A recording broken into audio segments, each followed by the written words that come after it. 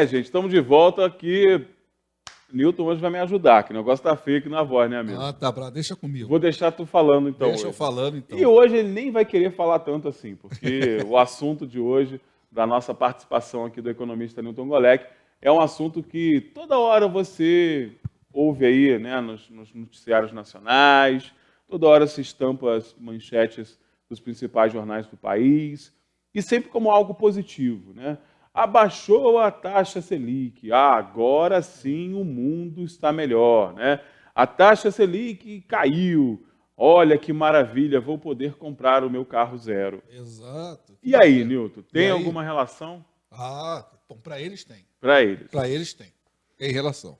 Mas você sabe que aqui o meu compromisso é com a verdade, né? Graças a Deus. Você sabe que o nosso, né? Meu compromisso com você é falar a verdade. É falar a verdade. E o nosso compromisso é divulgar a verdade. Então eu trouxe um presente para você, ainda bem que você está com a água aí. Tá aqui, tá separado aqui. Vamos lá, um presentinho que eu trouxe. Bota na tela, por favor, Rodrigo. Vamos lá, olha lá. A taxa Selic caiu. E daí? Pois é, e daí? Né? Com a Selic, os bancos anunciam redução de taxa de juros, confira novas condições. Botei, será mesmo? Bom, essa aí é uma manchete que você pegou aí, né? Eu peguei, lógico. Então, hoje aí, eu peguei. você vai ver nas principais veículos de comunicação. Lá baixou em meio ponto percentual para 6%. O comitê, os bancos estão revisando as taxas de juros para pessoas físicas e jurídicas e para financiamento imobiliário. Muitos já anunciaram taxas menores. Vamos lá ver. Eu só peguei financiamento imobiliário. Eu estou curioso para ver essa taxa menor. Né? Banco do Brasil, olha que redução. Que maravilha. Olha lá, de 8,40 para 8,29. E você... eu acho que a do Bradesco foi que caiu mais, né? Caiu mais. Não, e você reparou uma coisa do Banco do Brasil? Eles não falam se tem TR ou não. Quer dizer, falta de clareza. É a falta de clareza provavelmente tem, né? Provavelmente não, com certeza tem. A Caixa Econômica também reduziu, né? Não, é 8,5, entendeu? E o Itaú, quer dizer... Também não. O Santander não informou as taxas. É por causa da geladeira. Mas o que eu posso fazer por você? Dar 2 geladeiras, né? Talvez, de repente. Né? Olha só, gente, pelo amor de Deus, isso aí é tão furado. Eu estou vendo anúncio. Agora o Banco Central e o Copom estão agora autorizaram a você atualizar o valor do empréstimo pelo IPCA. Que é o índice do aluguel. Não, o índice de preço ao consumidor. Inflação, da inflação. Exatamente. Quer dizer, maior do que o da TR. Quer dizer, não muda nada. Gente, eu já estou cansado, eu vou bater no martelo.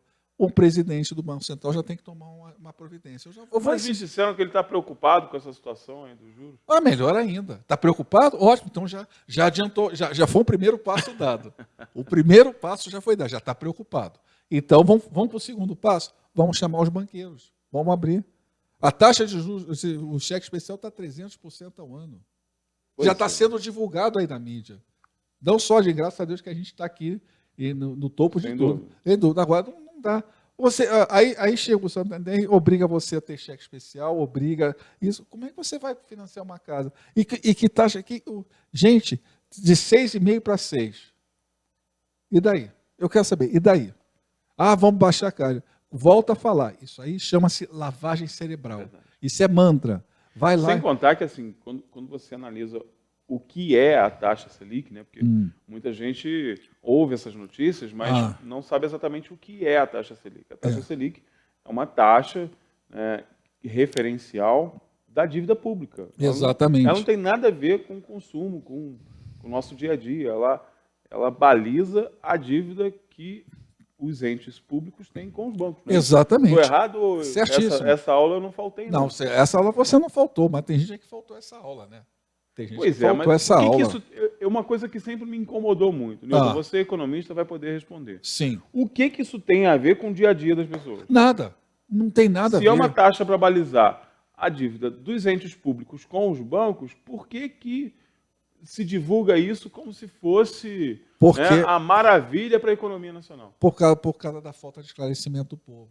Lamentavelmente, a maior parte da população não tem o esclarecimento que Por exemplo, taxas como financiamento imobiliário, taxas de crédito normal, né? E cartões de crédito. Cartão de crédito tudo isso tem alguma relação com a Selic? Nada, porque senão... Nenhuma. Porque senão eles também comprariam 6% ao ano. É isso que eu Aí, estava então, querendo saber, falando, tá vendo? não tem, aí tem que cobrar. Então, não, a taxa Selic baixou, vamos também baixar, vamos colocar, 12%, vamos baixar. E se baixar para 8% ao mês, ainda é muito. Ainda é muito, Ainda é Anderson. demais, É né? demais. E por que que se tem divulgado esses decréscimos na taxa Selic É, como algo positivo para a sociedade? Ou seja, agora baixou a taxa Selic, o consumo vai aumentar. Se não tem nenhuma relação, por que que se divulga isso? porque falta esclarecimento à população. Eles não têm.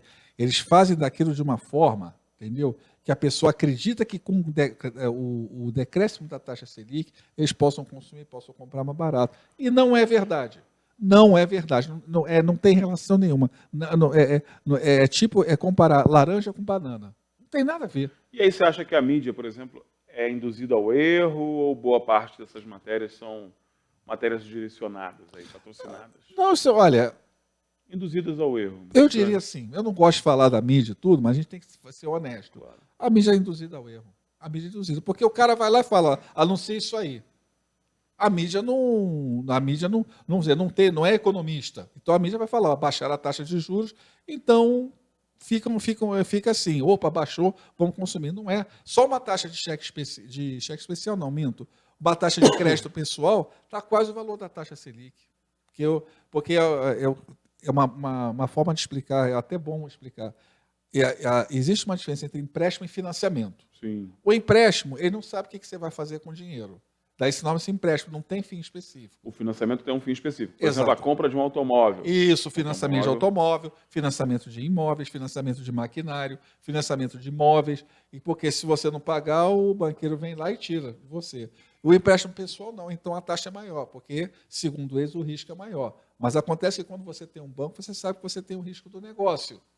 Você tem um risco do negócio. Você tá sujeito a isso, sujeito ao que a pessoa questionar na justiça, aquela coisa toda. Então, isso tudo é, para mim, um mantra. Isso é uma lavagem cerebral. Não tem nada a ver uma coisa com a outra. A taxa Selic pode cair para 4. Não vai mudar em nada. Não vai fazer diferença. Não vai fazer diferença nenhuma. Porque, por exemplo, o crédito rotativo do cartão de crédito vai continuar 400, 300, 400%. Ué, você não viu um trabalho... Deixa eu lembrar um trabalho que eu fiz para uma advogada. O cartão de crédito a pessoa chegou ao saldo devedor, o cartão de crédito já refinanciou o saldo, sem autorização do cliente. Automático. Foi automático. Sabe qual foi a taxa que eles aplicaram? 24% ao mês. 24 ao mês. Ao mês. 1.221 Se fosse 24 ao ano, já seria alta. Já seria alta. Ao Exatamente. Mês. Eu já fiz as contas. Que beleza. 1.221% ao ano. Que isso, gente? Que isso? Então, para quê? Por isso que eu estou falando. Se o presidente do Banco Central está preocupado, que bom, que bom. Já é um bom sinal para nós. Já é um bom sinal. Agora vamos para a segunda fase. Chama os banqueiros. Vai lá e fala. Se ele não foi, se ele foi colocado sem viés político, em tese, supõe-se que ele não tenha rabo preso com nenhum deles, nenhum político, então ele vai lá e fala. Porque não faz, a conta não fecha, Anderson. Essa conta não fecha. 3 milhões de desempregados. Eu acho que a pessoa vai ficar trabalhando. Você sabe que isso não é minha área, mas isso afeta o psicológico da pessoa. Sem dúvida. Não é minha área, isso é um bom psicólogo falar sobre isso. Mas a pessoa, porque eu estou falando por experiência própria. O devedor ele não consegue produzir da mesma forma. Não consegue, ele se torna uma pessoa improdutiva. Não consegue, não dorme direito, vai trabalhar mal-humorado, porque, poxa, eu estou trabalhando para pagar uma dívida. Para quê? Para que isso? Você não viu o caso do Santander que eu mostrei? Como é que ele vai... Para você ter uma taxa financeira, você tem que se endividar. Que isso? Se endividar, isso tem que assumir vários compromissos para conseguir aquela taxa diferenciada. Ou seja, exatamente. A taxa não vale mais a pena. Não vale a pena, então... Agora, uma coisa importante que eu sempre gosto de lembrar aqui, eu particularmente, não tenho nenhum tipo de restrição a este livre comércio, principalmente na área financeira. Eu acho que funciona bem, é bacana, mas em condições normais. Concorrência sadia. O país não vive condições normais. E é por isso que eu acho que já deveria ter tido algum tipo de intervenção pública há muito tempo. Também acho. Não estamos vivendo uma situação normal. Por exemplo, o livre comércio, a livre atividade financeira que nós temos na Europa, nos Estados Unidos, ela é bacana, ela é salutar. Você tem concorrência entre as entidades, né, financeiras. De um banco para o outro, você tem concorrência, briga, você tem taxas realmente baixas, você tem condições melhores. Aqui no Brasil, não. Ou você se enforca ou você se enforca com um fio de nylon, que vai doer mais, né? Exato. Não tem uma condição favorável para o consumidor. O consumidor, ele já é o hipossuficiente da relação sempre, em qualquer momento. Sempre, a vida E toda. aí, você bate de frente com um sistema financeiro desregrado e desregulado, né, que eu acho que é o grande problema do Brasil, porque praticar taxas como as que nós temos hoje, as unidades bancárias praticando, é algo que já deveria ter sido objeto de uma intervenção há muito tempo. Muito Porque olha tempo. só, olha só, eu não sou contra a cobrança de juros, que é uma coisa do mundo inteiro. Mas é claro, existe. Tem que ter. Agora, o que eu sou contra é a forma desproporcional, Abusiva, exploratória. Você está entendendo? Uma coisa assim, Desumana em alguns casos. é vampiresco. Parece aqueles Drácula com sangue na boca, já para sugar o sangue do infeliz.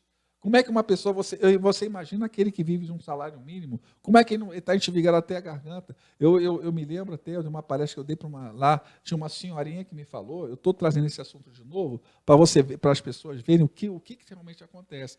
Ela pegou tanto consignado, quer dizer, pegou não, né? Empurraram o consignado, e ela é viúva, pensionista, dos 1.250, só sobram 250 para ela. Ou seja, o resto está sendo comprometido com o IPE. Eu falei, vai na Defensoria Pública e pede para parar com isso. Não dá. Muito mais que 30% a renda. A lei diz que você só pode comprometer até no máximo 30% da sua renda bruta. Isso quer dizer, então tem que parar com isso, tem que chegar, as pessoas têm que chegar, botar a mão na consciência, não ficar já assim, coçando a mão para sair gastando, ou então, por exemplo, eu vou pagar, porque a primeira coisa que você fala, o que você vai fazer com o dinheiro do fundo de garantia? Vou pagar minhas dívidas. Quer dizer, você sabe que banco é capital improdutivo.